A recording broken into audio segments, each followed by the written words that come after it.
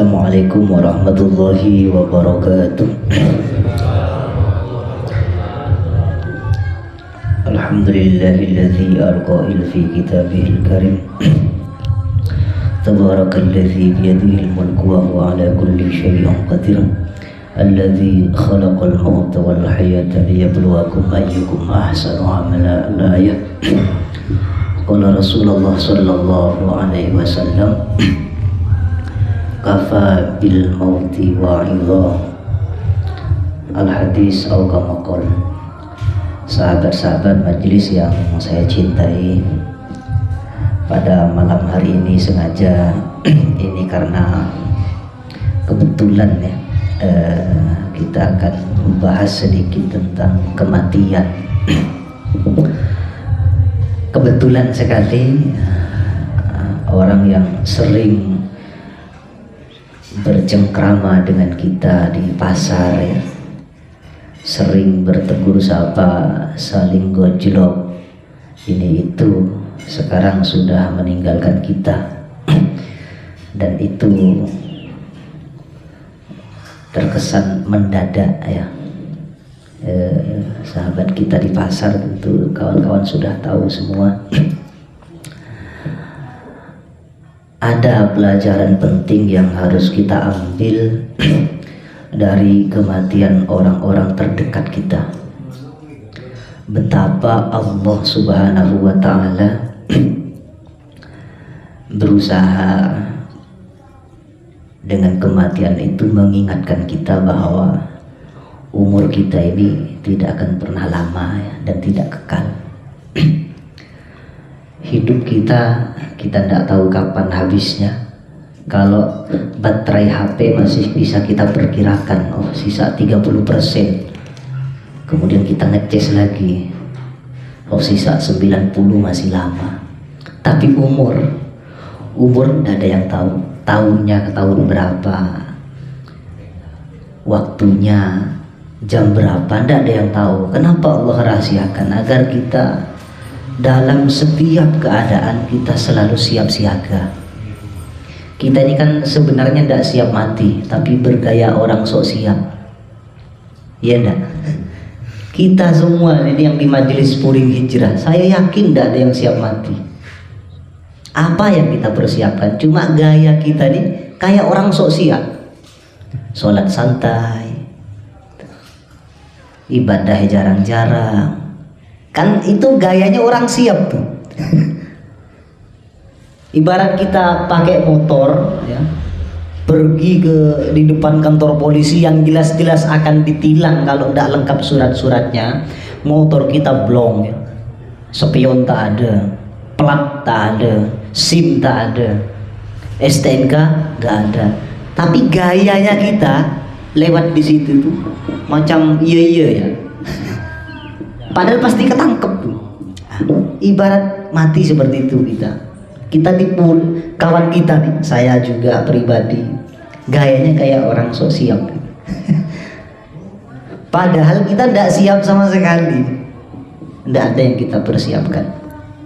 Oleh karena itu kematian orang-orang terdekat ini harus kita jadikan pelajaran. Bahwa rencana apapun yang kita buat, planning apapun kedepannya yang kita buat, yang kita rencanakan, habis dengan adanya kematian itu. Jujur ketika saya mendengar ada kawan kita yang meninggal itu, saya lihat di grup majelis Puring, kagetnya bukan main. Kenapa? Karena kebetulan saya tidak pernah menyentuh orang itu ke tubuhnya kecuali di hari itu. Kebetulan saya jualan di kios itu. Kemudian beliaunya datang dengan seorang anak ya, yang sudah lumayan dewasa. Saya tanya, ini siapa? Anak saya tidak mampu sakit. Saya lulus tuh. Saya bahkan bersender ke pundaknya. Tidak pernah saya seperti itu tuh. Kagetnya minta bukan main. Ya Allah, tadi pagi masih saya pegang, saya sentuh, sekarang sudah tidak ada. Saya pribadi yang tidak ngalami itu ya. Cangreng Madurjo, Cia, apa ya, ngedrop ya, langsung drop. Saya yang punya planning mau ke sini, planning mau begini tuh langsung hilang seketika dengan mendengar kematian. Ya Allah, betapa tidak ada harganya sebuah planning, perencanaan itu kalau kematian sudah datang. Betapa tidak ada gunanya sesuatu yang kita kumpulkan yang tidak ada nilai akhiratnya, tidak ada nilai pahalanya ketika kematian sudah datang. Maka betul kata Nabi sudah mengingatkan kepada kita bahwa kafa bil mauti wa'idha, cukup kematian sudah bisa menjadi pitutur untuk kita. Kematian yang tanpa kata, tanpa suara, itu cukup untuk kemudian mengingatkan kita bahwa siap atau tidak siap, kematian pasti akan datang.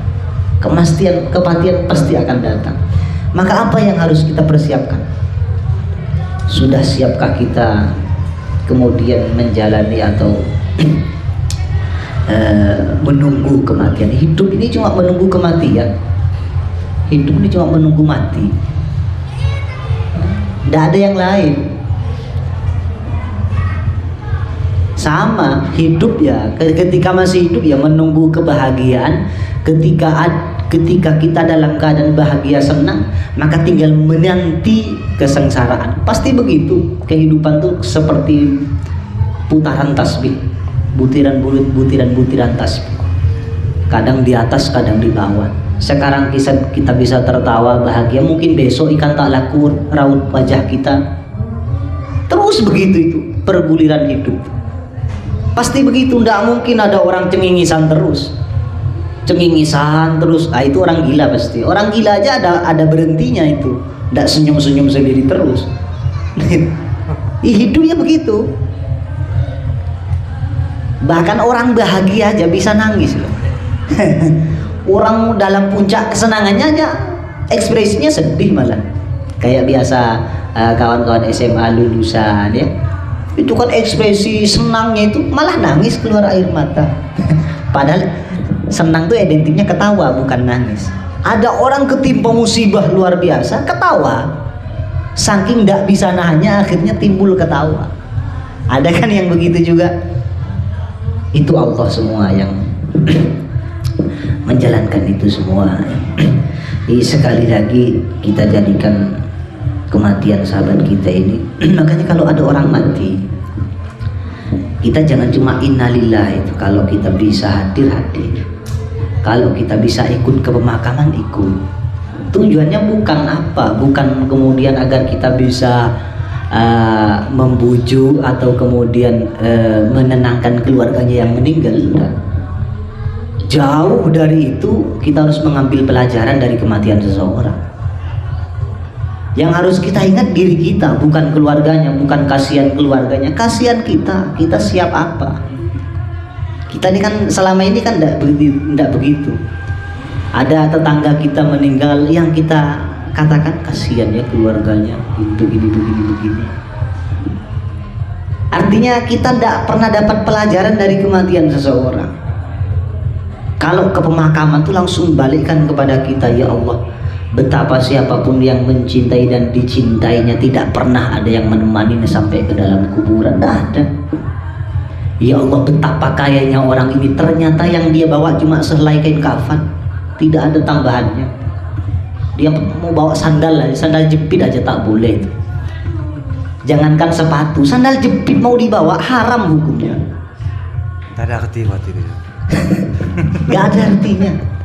Jadi kalau ada orang meninggal, kadang nih kan masyarakat kita tidak begitu. Ada orang meninggal di pemakaman, sibuk diam di pinggir-pinggir jalan yang jauh dari pemakaman, ikut juga mengiringi jenazah, tapi diamnya jauh-jauh. Akhirnya dia tidak bisa meresapi, tidak bisa membayangkan andaikan kita yang dimasukkan ke situ. Habis itu kemudian ditinggalkan oleh semua orang. Semua orang meninggalkan, bahkan keluarganya, istrinya, anaknya, orang tuanya pulang semua. Tidak ada yang kita bawa, tidak ada yang menemani kita. Itu yang harus kita jadikan pelajaran. Hari yang harus kita kembalikan kepada diri kita masing-masing. Seberapa cintanya keluarga kerabat kepada kita, yang setiap hari bisa ingat ketika kita meninggal. Nggak ada jaminan itu. Buktinya kerabat-kerabat kita yang sudah mendahului kita, ya, tetangga kita, seberapa kali dalam sehari anaknya mengirim Fatihah untuk dia. Paling hari 1 sampai 7 itu kalau ada tahlilan. Kalau tidak ada, mungkin anak istrinya, kalau tidak bisa, bukan kategori orang yang soleh, tak akan mengirimi doa.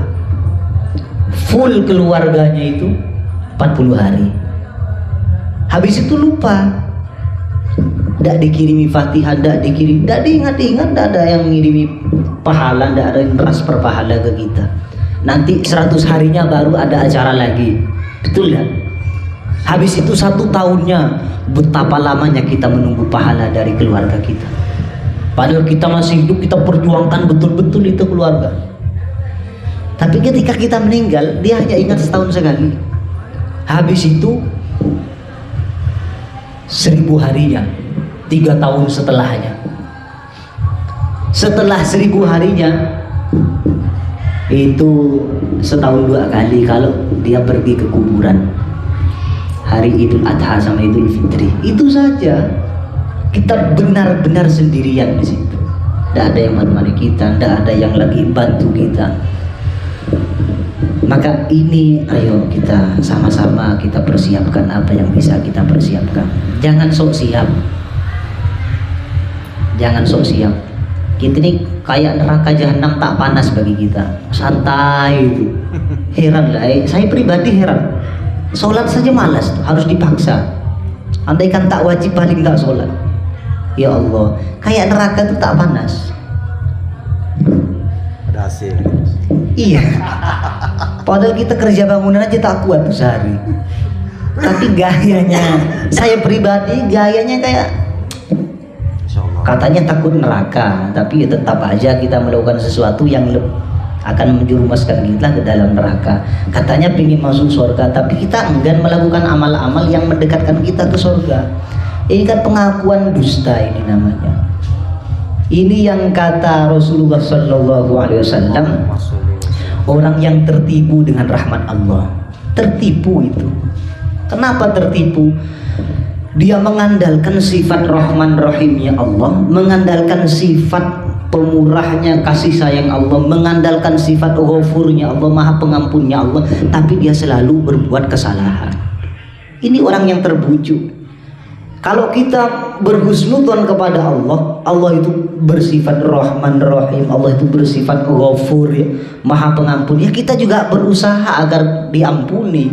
Kan begitu. Sama dengan kita punya kawan yang katanya baik. Kalau kita tidak minta kan tidak mungkin dikasih. Saya punya kawan duitnya banyak, kalau mau dihutangi gampang. Tapi kita tidak bilang tidak mau ngutangi, tidak ada usahanya. Mana mungkin dia mau ngutangi kita? Sama dengan itu. Kita gayanya pengen diampuni Allah, pengen masuk surga, tapi tidak pernah minta surga dengan amal-amal yang kita lakukan. Persis seperti itu. Misalnya kayak Ustadz Mehmet misalnya, banyak duitnya, saya butuh nih, tapi saya tak ngomong-ngomong, padahal dia baik. Andaikan saya ngomong satu kecap saja pasti dikasih. Tak ngomong-ngomong, ya tidak pernah dikasih. Udah ada usahanya. Husnudzon kepada Allah itu harus disertai usaha, tidak cuma bengong saja gitu. Bengong, duduk santai, terus lalai lagi. Jadi sedikit ini saja yang ingin saya sampaikan. Karena ini momen dan kebetulan, mudah-mudahan ini betul-betul jadi pengingat bagi kita ya, bahwa hidup di dunia tidak lama. Umur beliau kan masih muda yang meninggal, ada 50 lebih lah ya. Gak ada. 60 gak ada jelas kan? 5 lebih. 5 lebih. Andaikan 50 lah, umur kita sudah berapa? Kalau yang saya sudah menginjak 30, tinggal 20 tahun lagi. 20 tahun tidak ada artinya. 30 yang sudah dilewati macam baru kemarin. Yang 30 yang sudah saya lewati macam baru kemarin. Saya masih ingat saya kelas 6 SD baru pondok di Parit Surabaya tahun 2006. Keluar dari Lirboyo tahun 2021. Sudah berapa puluh tahun yang sudah kerasa baru kemarin. Tinggal 20 tahun. Kalau 20 tahun lagi, kalau 10 tahun lagi. Yang sudah umurnya 35, jatahnya 50, 15 tahun lagi, 15 tidak jadi apa 15? Yang sudah 40 terus begitu. Kita kan selalu ulang tahun, kalau ada tahun baru kita rayakan, tidak pernah ingat umur kita yang sudah bertambah tua nih. Itu yang seharusnya. Kalau ada tahun baru ya itu kayak puisinya Gus Mus tuh. Sudah tahun baru lagi kawan, kan begitu. Kita tanya-tanya sama diri kita sendiri, dalam 1 tahun yang sudah terlewati saya dapat apa yang kira-kira nanti ada maknanya untuk kehidupan saya setelahnya, begitu. Mungkin hanya ini yang bisa saya sampaikan, kurang lebihnya saya mohon maaf. Berkaitan dengan air atau sesuci tadi, kalau masih ada yang mau dipertanyakan silahkan. Oh ya, ini yang mau ngaji, saya ulang lagi nih, yang mau ngaji, yang mau betulkan bacaan Fatihahnya silahkan. Tak masalah, malu di rumah saya karena ada istri dan mertua saya, boleh di rumah siapapun. Yang penting nanti tinggal kontak ya. Ini siap Ustadz di rumah ini, saya datang. Mungkin itu yang manfaat bagi saya kan itu. Iya, boleh. Mau ngaji nanti, belajar sholat seperti Bang Aldi, mau betulkan tata cara sholatnya, terus bacaan sholatnya, silakan dihubungi. Saya kemarin sudah bilang setiap hari Rabu sore saya siap. Kemudian Sabtu sore saya juga siap. Di lain hari kalau saya kosong boleh ditelepon, terserahlah. Yang penting tidak bertabrakan dengan kegiatan saya. Saya usahakan pasti hadir. Saya usahakan pasti hadir, yang penting di kontak. Karena saya yakin itu mungkin yang manfaat. Itu yang manfaat. Sebab ya kita mau seperti apapun ibadah tidak akan pernah maksimal. Kita mau menyembah Allah seperti apapun, duduk di rumah sehari semalam, tidak mau kerja, tidak mau keluar rumah sama sekali, tidak akan pernah bisa Allah disembah dengan hakikat ibadah yang betul-betul Allah kehendaki untuk kita sembah. Tidak akan pernah bisa. Mungkin dengan ini sosial begini ini, ada yang mau ngaji, mau minta bantu ini, ayo, saya selalu siap. Mungkin hanya ini yang bisa saya sampaikan, kurang lebihnya saya mohon maaf. Assalamualaikum warahmatullahi wabarakatuh.